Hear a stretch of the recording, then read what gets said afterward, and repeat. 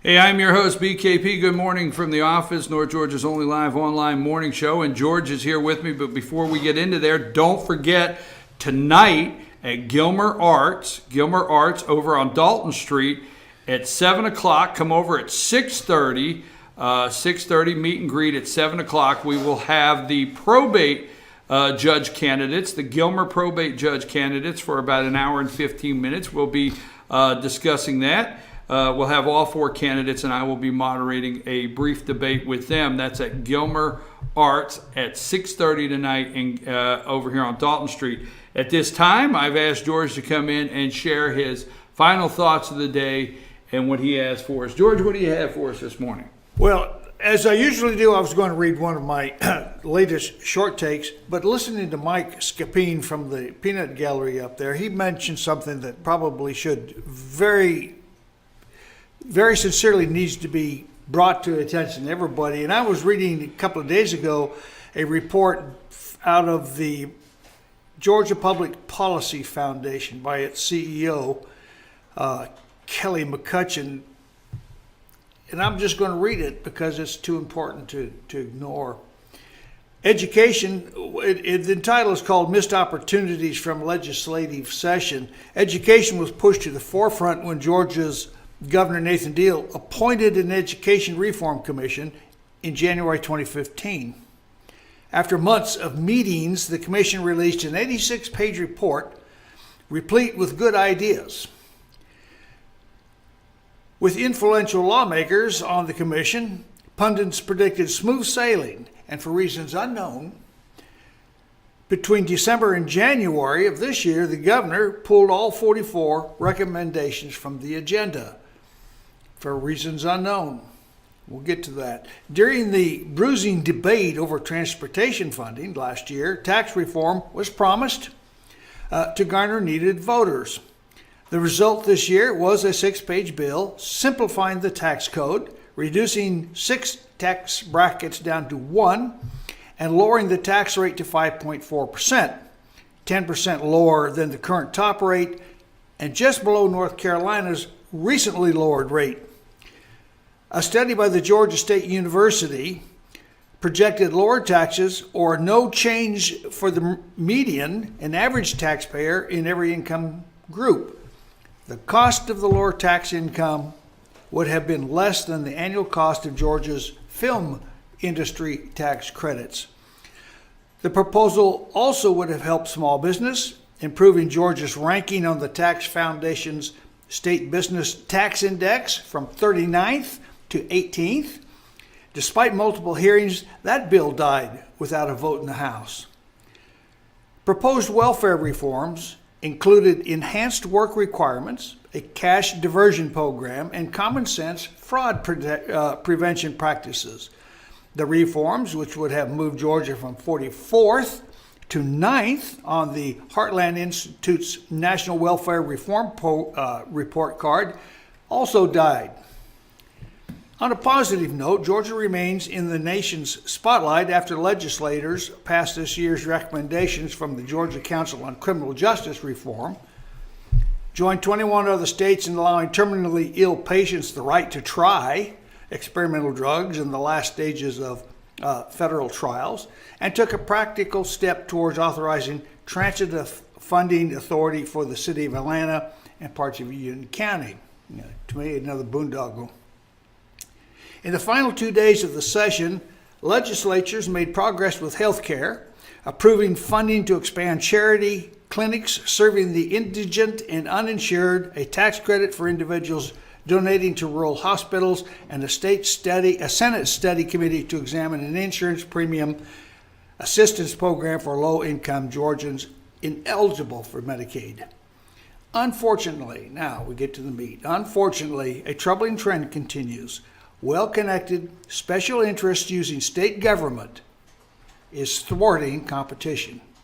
Examples abound.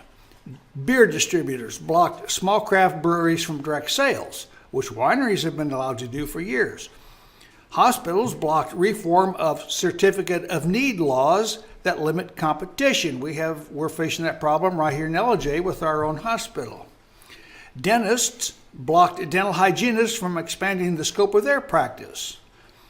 Public education lobbyists blocked school choice for working class and active duty military families. Insurance companies blocked low-cost direct primary care agreements between patient and doctor. The Obama administration and free market groups around the nation have highlighted the negative consequences of occupational licensing. Even so, legislators regulated interior decorators and music therapists in recent years and added lactation consultants this year. My God. In the most egregious example of protectionism, optometrists successfully outlawed a low-cost competitor already operating successfully in 44 states. That firm provides affordable online refraction exams so individuals aged 18 to 40 with no other health issues can easily upgrade their prescriptions. The biggest losers in this trend towards protection of the status quo are the poor and middle class who face higher prices for services, lack of access to health care and education options, and fewer job opportunities. Next year, perhaps, Georgia's leaders will focus on empowering individuals, reducing barriers, and supporting entrepreneurs and small business. In other words, economic opportunity for all, not special treatment for some. Precisely the same problems we are seeing in our federal Congress. That's why congressmen should be changed frequently and often, just like diapers, and for the same reason. Well, first of all, I thank you so much for coming in and sharing final thoughts. And I know we had some other things going on, but I kindly wish you would not have read that without us having another hour to talk about it, because it's not okay if we're called isolationist if we look out into the world and say we want to stop this from happening and that from happening. But protectionism of a couple buddies, I call, as long as you're within the continental United States, in your state, protecting a certain industry or business, that's okay. And that, George, you should. I wish you would have not got me off on that. Do you think it's corrupt? Look, I have a problem. I have a problem. I'll pick out craft. What do they call them? Craft brewers. What are they? Yeah. If you're a small business and you go rent a warehouse and you buy the proper equipment and you invest and you make beer, I personally do not drink, okay? But you make beer. You should be able to compete in the free market. You should be able to compete in the free market and sell as many cases as the next guy. And the point, George, is if you go and you like to have a cold beer on the back porch in the afternoons, the real free market says you should get to go to the grocery store and pull out the one you want to take home, not the one they tell you have to take home.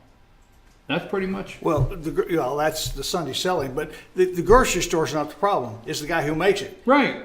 Like, I understand. I don't want to get stuck on that. I understand.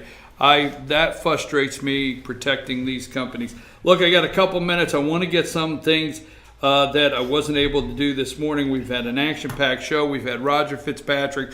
Now, folks, first of all, Ted Cruz is not doing anything wrong on the delegate situation. He's not swooping in and stealing delegates. He is not cheating the system. I told you this morning, Donald Trump should have, if he decided to run in the Republican Party, he should have realized what the Republican Party is. Folks, there's a big difference in Republican and Republican Party. There's a big difference in voting for the Republican candidate that they put on the ballot in November than the Republican Party. Folks, I have said it for God knows how long. I said it over and over and over. You have two parties. You have the corruption of two parties. You have this going on, and you should find out who you're dealing with. Now, what Cruz is doing is, if you've not been around, I'll just reiterate from this morning, what Cruz is doing is, you take these states, you have your local county. Your local county has got these Republican Party leaders that love the Roberts rules, and they got 8 vice chair, okay? Then they go to the district, and they've got their Republicans, and then they go to the state conventions.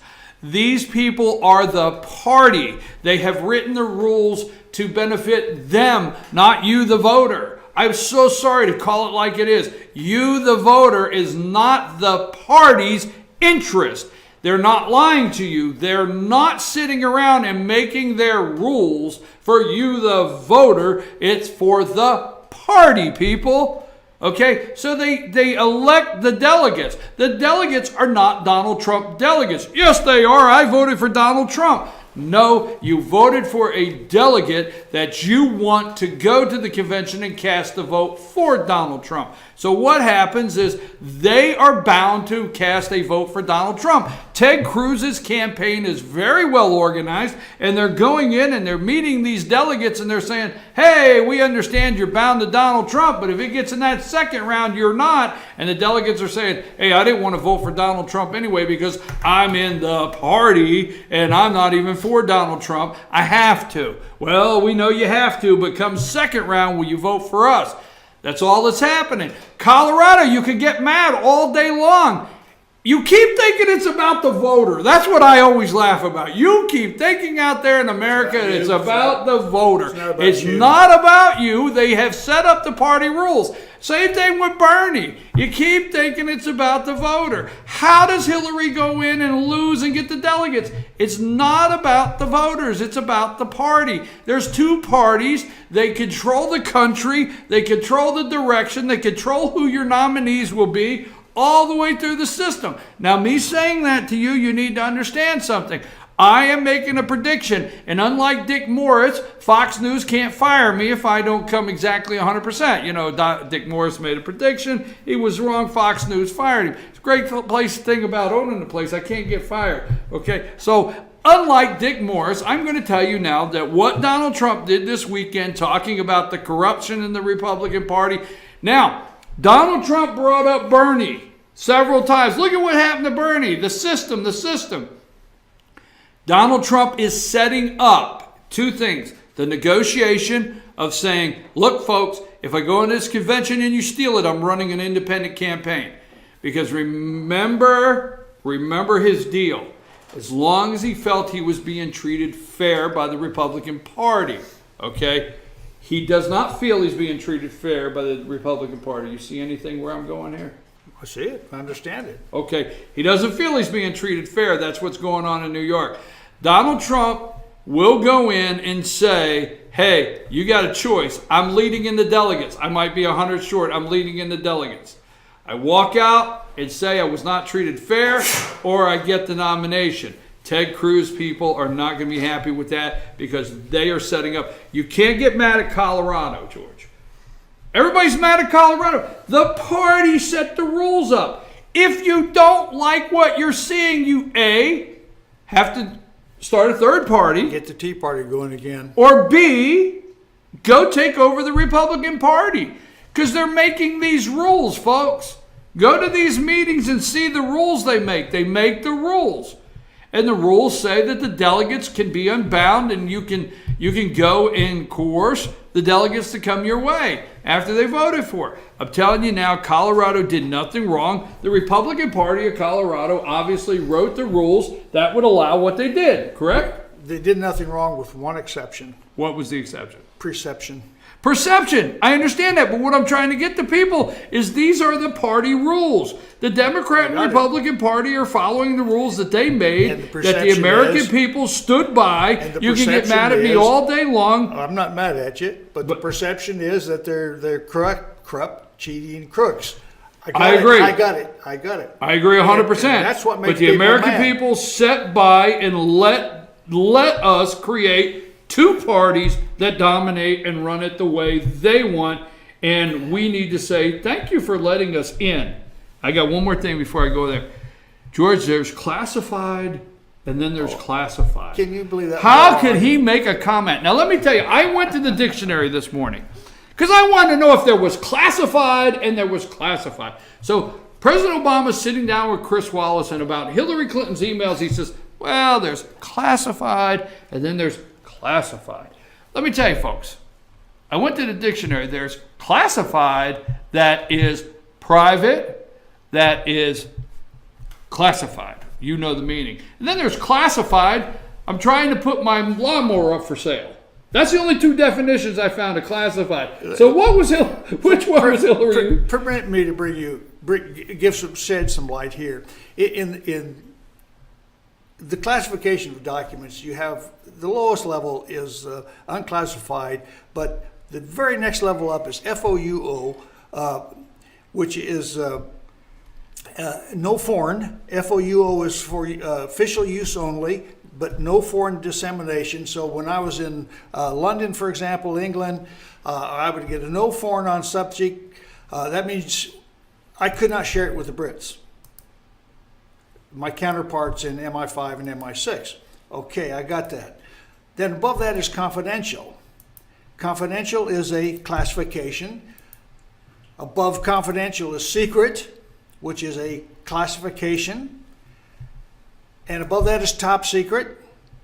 And then above that, nothing's above top secret is top secret, but then you get these other little additive things like FOUO, no foreign dissemination, special compartmental intelligence only. So that means only certain people, even if they have top secret security clearances, don't need to know what is going on. So it's really convoluted, but it's very, very specific. There are no shaded areas. There are no gray areas.